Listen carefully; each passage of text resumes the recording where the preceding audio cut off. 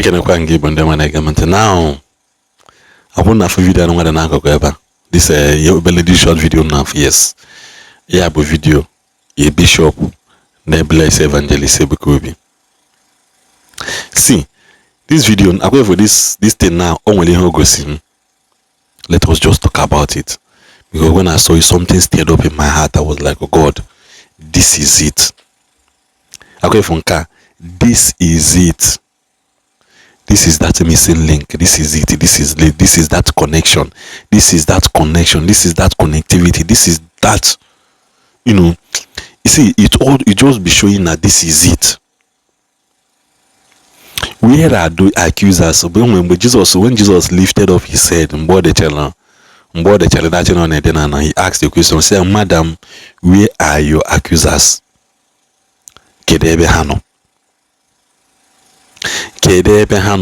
I'm also putting out that question. Where are the accusers of the brethren?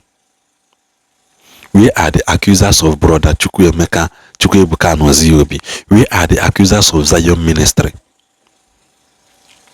No fake, no mekwanka, no kukwankozo, no kuala emen kozo, emeron kozo. When in a go Bible again, which other definition of Bible when the Bible said that when these angels came into the daughters of men, they gave birth to giants. So those things, what else do you want to talk about it there? Also, when the angels saw that the daughters of men are fair, in other words, they saw those angels lost after those women, and they pursued them until they had to him.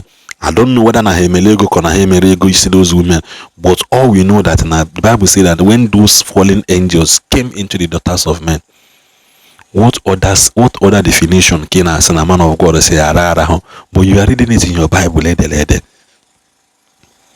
But you are reading it in a Bible.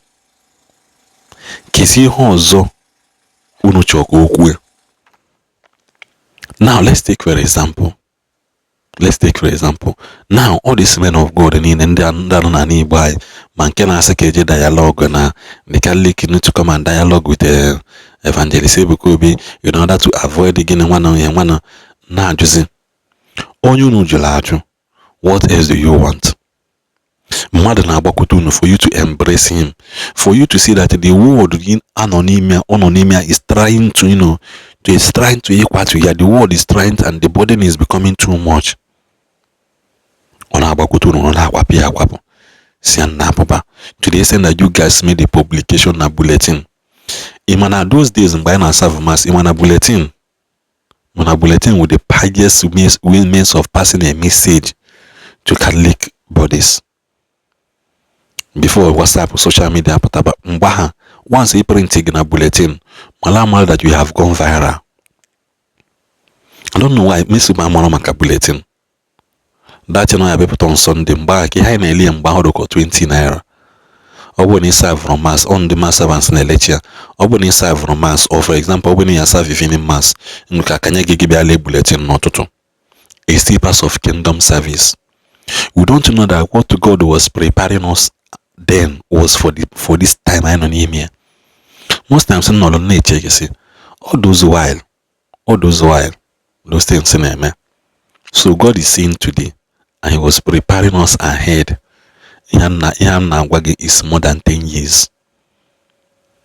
Is more than 10 years story. Yet ago. That time I'm one of the men in Lagos. I don't have any business to do with Lagos. I don't even have any relation to Lagos as of then. I don't. It's more than 10 years. It's more than 10 years. Now, check his Evangelist Ebuka Obi. Now, this picture and this thing on Afeba, it is a categorically shows that he submitted. He submitted. See, even a spirit, even a mom come the rank of spirit, the rank anyway, na spirits. He understand that this person represents something. We can bishop now. We can bishop for now. He may not be seeing vision. Evangelist Ebuka Obi. Because all anything that has to do with God is divided in categories, in varieties. Maybe he may not be seeing vision. Listen to me, I said maybe. We cannot have a vision. Evangelist Ebuka Obi. Man, Ebuka Obi have a vision. Ebuka Obi is a prophet. Ebuka Obi is a territorial commander. Ebuka Obi is a voice in the realm of the spirit. His voice is an echo. His voice echoes loud.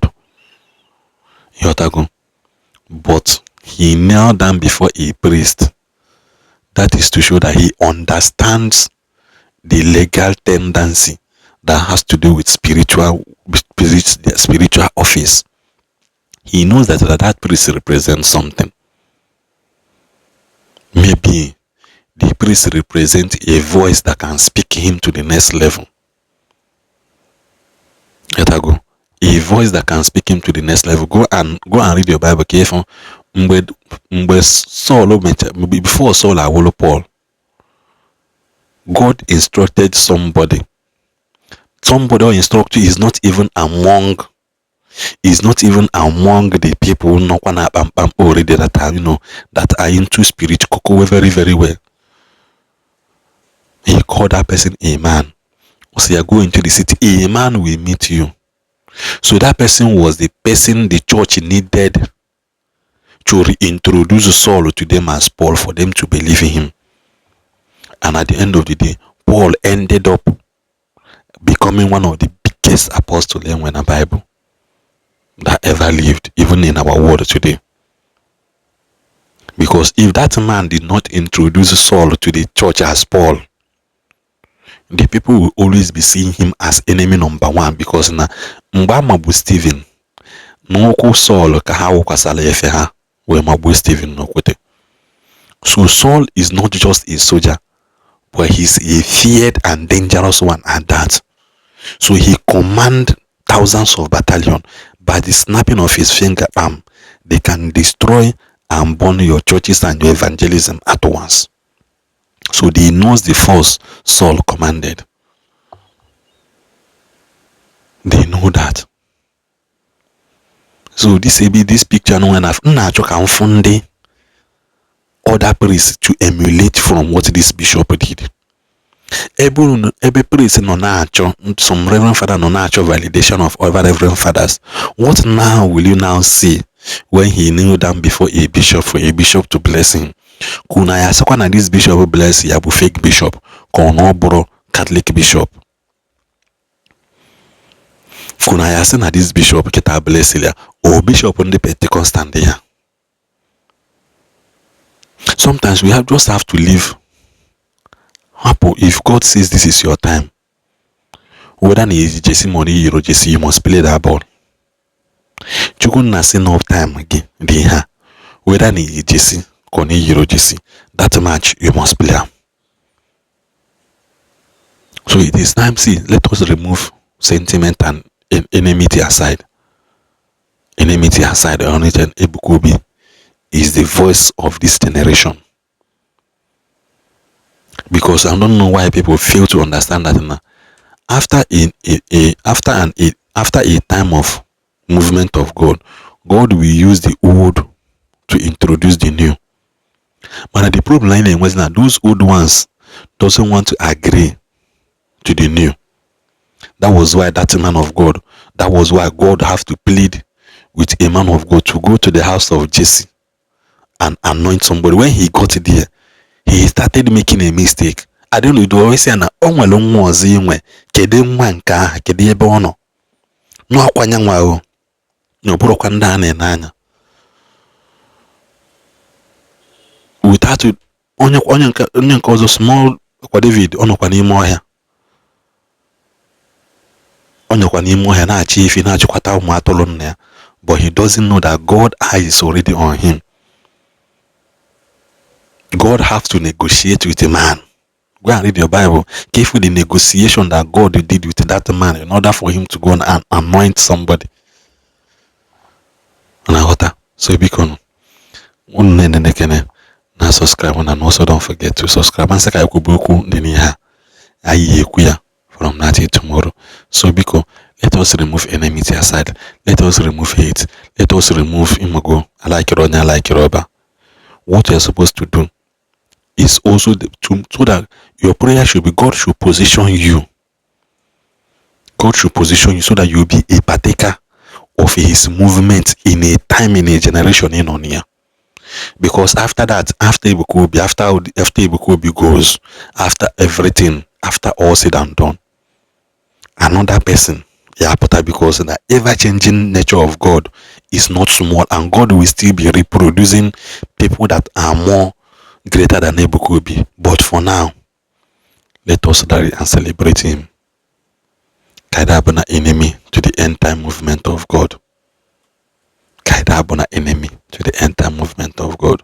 Because one of the signs that he says that these signs shall follow you. These signs.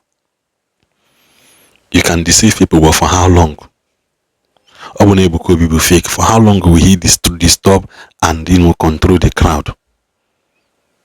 For how long? We don't know this. He has paid the price, and God is heavily behind him. God the one.